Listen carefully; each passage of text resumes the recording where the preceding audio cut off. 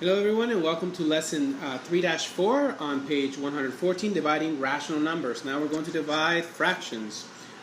Here you will learn to divide positive and negative fractions using multiplicative inverses, which we'll look at in a minute, and divide algebraic expression. Now what is a multiplicative inverse?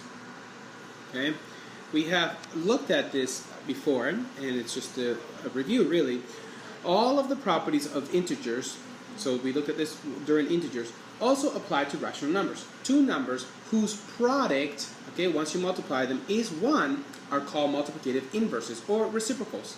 The statement 1/4 times 4 equals 1 demonstrates this property. Remember, when you multiply a fraction times a decimal, that fraction, that whole number can be converted into a fraction simply by putting it over 1. So you multiply 1 times 4 is 4. I'll do it on this side. It would be 4, and then 1 times 4 again is also 4, and 4 divided by 4 is 1, right? So that's what we mean by that. So now we're going to use the multiplicative inverses to practice, okay? And inverse, the opposite. So you see here you have 7 over 16. Well, the opposite of this would be 16 over 7, right? The multiplicative inverse, okay? Flipped around. And you can see that 7 times 16 equals 1, and 16 times 7 equals 1.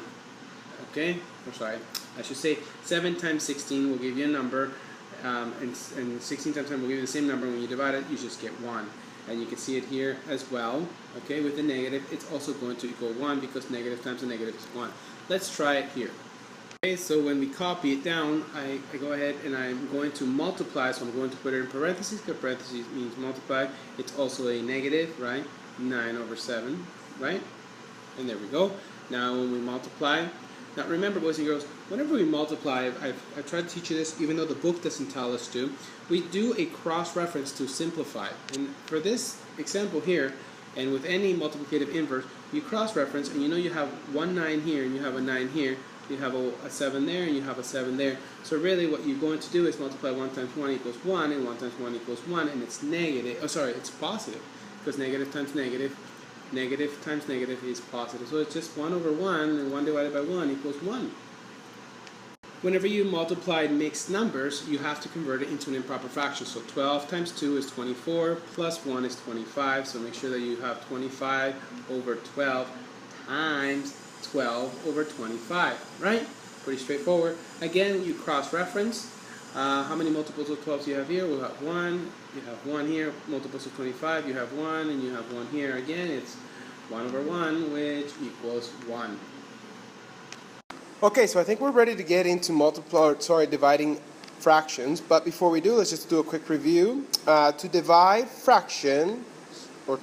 fraction, multiply by its multiplicative inverse. So as you see, we start by dividing, and then we take the second fraction and we flip it to make it its multiplicative inverse. You see that? And then at this point, we can cross-reference to see if we can reduce. Now would be a good time to look at the examples on your own, okay, before you go ahead and multiply the next. Let's see the next examples. In example 2, they were asking us to find each quotient and write it in simplest form. You can see that before, rather than getting to the very end and then simplify, you can cross-reference, okay, and find like multiples to have your quotient already simplified or reduced. Okay, let's try A, B, C, D. You can pause the video now, please. Please pause it. Remember to invert the second fraction. Okay, so flip it. This one will be 1 over 11. And then multiply straight across. And remember, before you multiply, you cross-reference. So please pause the video. I really want you to try it on your own. Okay, I hope you paused and now you're ready to check. Let's see. We write 1/3 times 15 over 7. Multiplicative inverse, we flipped it. And now I'm going to cross-reference to see if I have like multiples. And I do. I have 3 here, which could be reduced to a 1, and over here to a 5. You see? Because there's 1, 3 right here, in multiples of 3. There's 1 here, and there's 5 here. And then this way we can't reduce anymore. So then I go ahead and just multiply directly. I have 1 times 5 is 5, and 1 times 7 is 7. So my answer is 5/7. Now we're going to divide a positive fraction by a negative fraction. Okay, so our answer should be negative because positive, negative is negative. Okay, let's see again. I'm just going to write my 5/8 down. Multiply times negative 4 over 3. And now you can cross-reference. Okay, 5 and 3, no. 4 and 8, yeah, those are both multiples of 4. So I can go ahead and write, there's 2 4s there, and there's one of them there. And just multiply straight across now. And I have 5 times 1 is 5, and 2 times 3 is 6, and it is negative. Okay, let's see, 3 over 4, change the multiplication. This should have been 11 over 1, right? Or it is 11 over 1, but now we have to invert it, and it's 1 over 11. We cross-reference. There's nothing to cross-reference, okay? There's no common multiples, so I just multiply straight across, and I have 3 over 44. Okay, and lastly, negative 6 over 7. We write it just the same, times 1 over 12. Just remember, this 12 is over 1, right? We cross-reference, and we do have multiples of 6 right here, 6 and 12.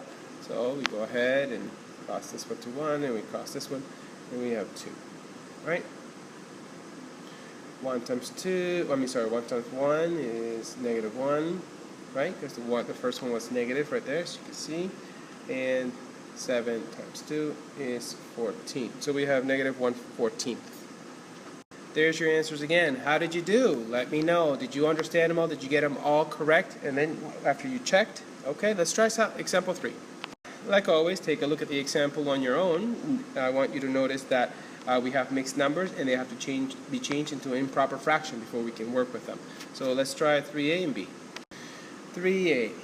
8 times 6, we're going to convert this to an improper fraction, so we have to multiply and then add. 8 times 6 equals 48 plus 3, 51, yeah, over 8 times, let me figure this out first here on the side. 4 times 4 is 16, plus 1 is 17 over 4, right? And it's negative. And now I have to invert it, so now it's 4 over 17. And we're going to put our negative sign right there. Now we can work.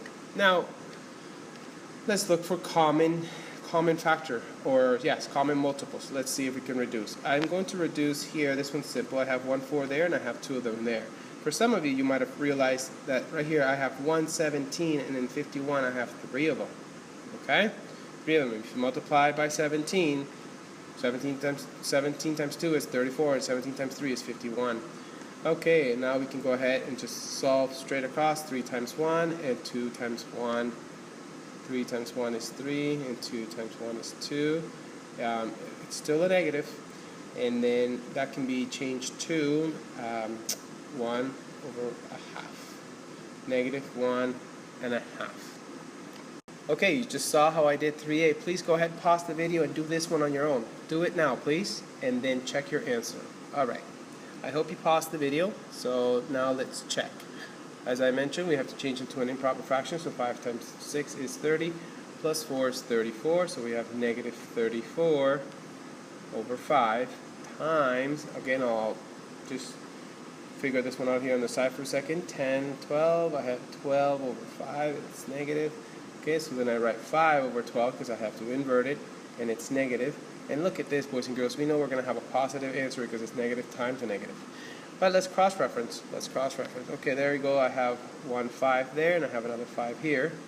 12 times 12 times 12 is 36. That's not going to work, but they're both even, so I know I can at least, they're multiples of 2. So I know this is 17 right here, and this one is 6, right? And that's it. So now I can go ahead and multiply. 1 times 17 is 17, and 1 times 6 is 6. How many 6s are there in 17? 2, right? There's 2. I have 5 left over, and 6. And we leave it as a positive because we multiply negative times a negative. Okay, now I've skipped over example 4 because it's essentially the same skill we've been working on, except it's in a word problem. Please take a look at it. It's about Tessa feeding her dog, Roscoe. Go ahead and read it and check the example. But for now, if you've already done so, let's get started with the example 4. A box of cereal contains 15 and 3/5 ounces. Okay, almost, this would be like this would be decimal 6, so 15.6. Just a little bit more than a half. If one bowl holds 2 and 5/5 ounces of cereal, how many bowls of cereal are in the box? So clearly they want to know how many of these are in this. So this is what you want it to look like, right? And now from here on, you know all the steps, right? Why don't you go ahead, pause the video, and then I'm going to turn off the sound and solve it so that you can see how it's done. But pause now and try it.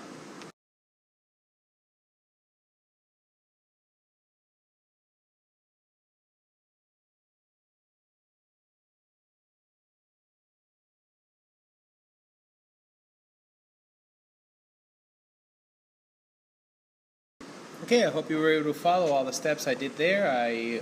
Brief review is I converted to an improper fraction, then I checked for common multiples, then I multiplied straight across.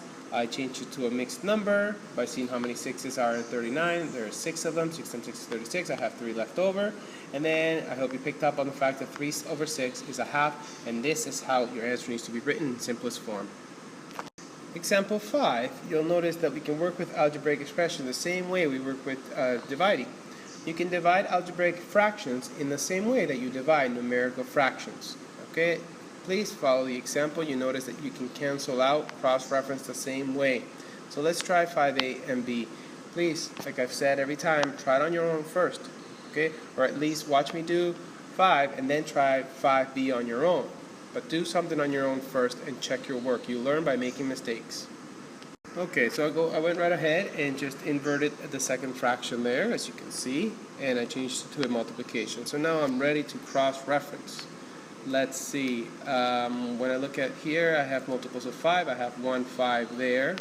So I can go ahead and cross that one out, put my 1, and here I have 2 of the 5 right there. 6 and 7 cannot cross-reference. But I also have a b here and I have a b there. Those two cancel each other out.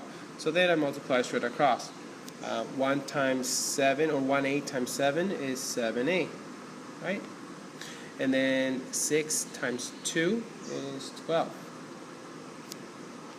Now that you saw me do this, please try 5b on your own. Pause the video now. Okay, if you pause the video and you're checking now, awesome. I'm happy you did that. Let's go ahead and check.